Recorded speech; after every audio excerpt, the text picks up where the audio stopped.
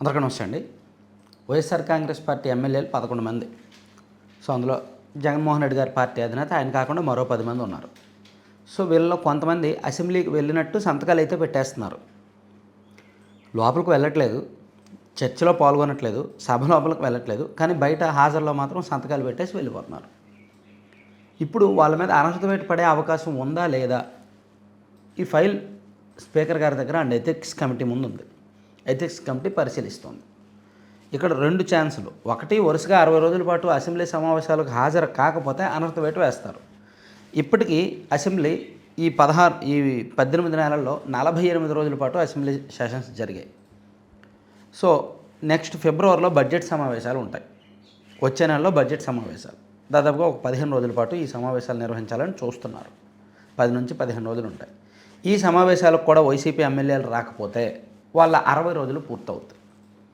అప్పుడు రాజ్యాంగంలోని 10వ షెడ్యూల్లో ఆర్టికల్ నెంబర్ 188 ప్రకారం అందులో చాలా క్లియర్గా ఉంది ఎమ్మెల్యేలని ఏ సందర్భంలో అనర్హత వేటు వేయొచ్చు అని.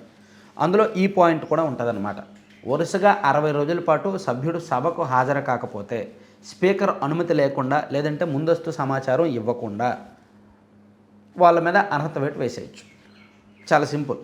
ఉదాహరణకి స్కూల్లో పిల్లాడు చదువుతున్నాడు అనుకుందాం, 100 రోజులు వరుసగా స్కూల్కి వెళ్ళలేదు అనుకుందాం. సో అప్పుడు ఆటోమేటిక్గా టీసీ ఇచ్చేయచ్చు. లీవ్ లెటర్ పెట్టకుండా, స్కూల్ హెచ్ఎంకో లేదంటే క్లాస్ టీచర్కో ఇన్ఫర్మేషన్ ఇవ్వకుండా 100 రోజుల పాటు స్కూల్కి వెళ్ళకపోతే ఆ పిల్లవాడు, అప్పుడు ఆటోమేటిక్గా స్కూల్ వాళ్ళు టీసీ ఇచ్చేసి బయటకు పంపించేయచ్చు.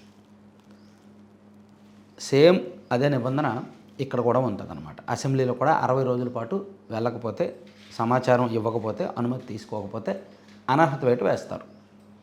ఇది మళ్ళీ రఘురామకృష్ణరాజు గారు నిన్న మరోసారి ప్రస్తావించారు. వైసీపీ ఎమ్మెల్యేలు వస్తే మంచిది, వాళ్ళు రావాలని మేము ఆహ్వానిస్తున్నాము, వాళ్ళు రాకపోతే మాత్రం వాళ్ళ మీద అనర్హత వేటు వేస్తాము, అది ఆల్రెడీ ఫైల్ రెడీ అవుతోంది అని చెప్పారు.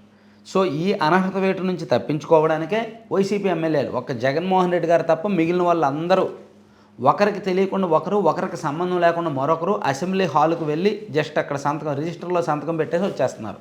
అంటే చట్టబద్ధంగా మేము హాజరయ్యాము అని రేపు పొద్దున ఒకవేళ స్పీకర్ గారు అనర్హత వేటు వేశారు అనుకోండి, సో వాళ్ళు కోర్టుకు వెళ్తారు. ఇదిగో మేము హాజరు అయ్యాము, సంతకం కూడా చేసాము మా రిజిస్టర్లో, అయినా సరే అనర్హత వేటు వేశారు మేము రాలేదని చెప్పి ఏదో వాళ్ళు వాదన చెప్పుకోవడానికి.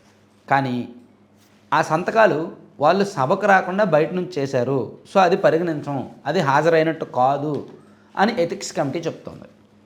సో ఈ ఎథిక్స్ కమిటీ రిపోర్ట్ని స్పీకర్ గారికి ఇచ్చి స్పీకర్ గారు ఫైనల్ డెసిషన్ తీసుకుంటారు.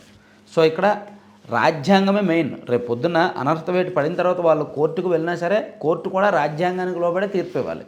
సో రాజ్యాంగంలో ఏ అధికరణ ప్రకారం మీరు అనర్హత వేటు వేశారు అంటే, ఇదిగో పలానా ఆర్టికల్ రాజ్యాంగంలో రాశారు, 60 రోజుల పాటు రాకపోతే అనర్హత వేటు వేయొచ్చని, కాబట్టి నేను వేసాము అని చెప్పి లీగల్గా వీళ్ళు స్పీకర్ గారు సమర్థించుకోవడానికి పాయింట్ ఉంది. సో వీళ్ళు తప్పించుకునే అవకాశం అయితే లేదు. అలా తప్పించుకోవడానికి సంతకాలు చేశారు దొంగచోటుగా వెళ్ళి, కానీ ఆ సంతకాలు కూడా చెల్లవు అనేది స్పీకర్ అండ్ డిప్యూటీ స్పీకర్ గారి మాట. సో మొత్తానికి వైసీపీ ఎమ్మెల్యేలు అయితే రిస్క్లో ఉన్నట్టే. ఇప్పుడు ఫిబ్రవరిలో బడ్జెట్ సమావేశాలకు వెళ్ళకపోతే అప్పుడు ఉంటుంది అసలు సినిమా. Thank you.